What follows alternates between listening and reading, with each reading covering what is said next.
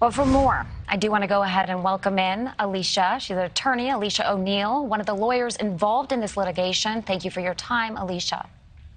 Thank you, Natasha.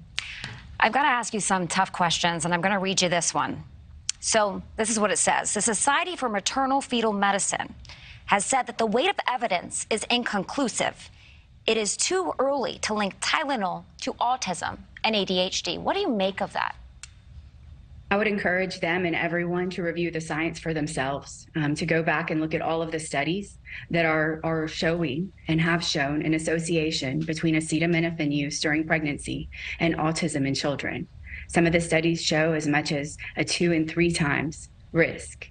I think you look at that and you look at the fact that many doctors have gotten together and written a letter together asking that women start being warned about the use of acetaminophen during pregnancy, and ask yourselves, is it important that these women know this risk or even this possible risk?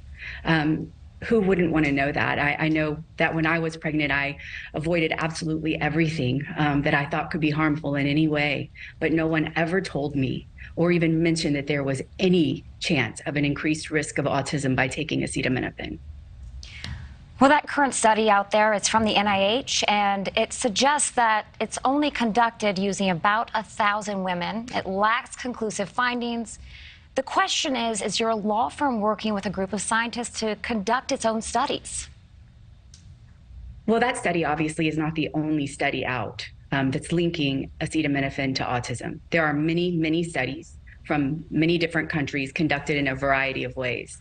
The epidemiologists and scientists that we're working with believe that these studies together show a link between acetaminophen use during pregnancy and autism.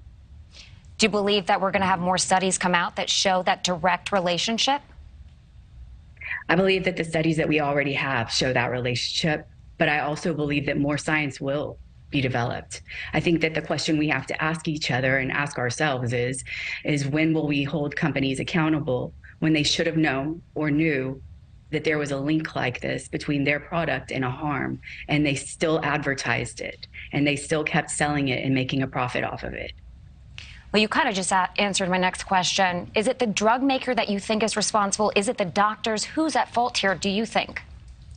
The manufacturers of the medicine, the people who made it, who advertised it to pregnant women, who made ads showing pregnant women, holding pills and of acetaminophen and all of those things, and taught doctors and taught everyone that it was safe to take when they knew or should have known that it was not.